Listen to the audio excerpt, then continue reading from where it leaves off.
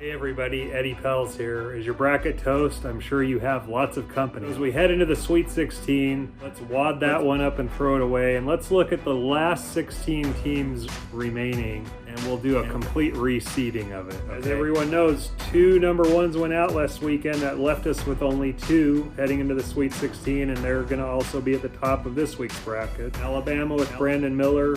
He's a lottery pick. The Tide played well. They've got a ton of issues off the court, but right now they look very solid on the court. Houston is trying to become the first team to host the Final Four. That Final Four will be down in Houston. Marcus Sasser looked pretty good. My other 2 on the number 1 line, UCLA and Gonzaga, who have to play each other Thursday. I think these are 2 of the 4 best teams, and they're playing each other in the Sweet 16.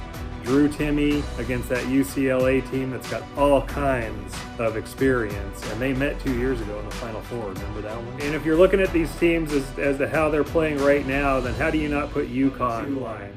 Adama Sanogo, 52 points and 21 rebounds in the 2 wins last week. UConn won those 2 games by a combined 39 points. They made about half their 3-pointers. They're a team that's trending up. So is Creighton. The 2 Ryans, Nembhard and Kalkbrenner, made the Blue Jays look very solid last week. They've won 14 of their last 18.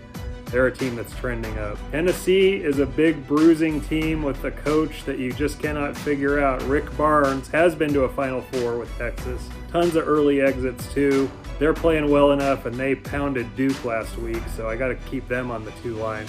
And then also Texas, 2 in their last 10 with 2 wins over Kansas, but you know what? Kansas is not in this thing. But they're playing well. They're a 2 seed in our new Sweet 16. 2 of my new 3 seeds are playing each other, Kansas State and Michigan State. The Spartans, Tom Izzo just wills them to play well in March. It wasn't a great year. K-State is feeling great off of that nice win over Kentucky. Put them both on my new 3 line. I put Xavier there too, 7-1 since February 21st. San Diego State, sure, looked pretty good, but they beat Charleston and Furman on their way here, so I think the Alabama game will probably be a bigger test for the Aztecs. And then rounding it out, Arkansas is in its 3rd straight Sweet 16, coming off a win off Kansas. It's hard to put them at the 4 line, but somebody's got to be there. I feel the same way about Miami. They have great offense, and they D'd up pretty nicely last week. Princeton, the Ivy Leaguers, the 1%. They can keep the tempo they're liking. Maybe they'll have a chance against Creighton.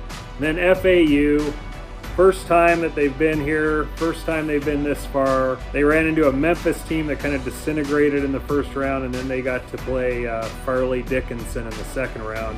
It's going to get tough. All of the coverage, come to apnews.com. Take a look at our March Madness Hub. This is Eddie Pells. Enjoy the hoops.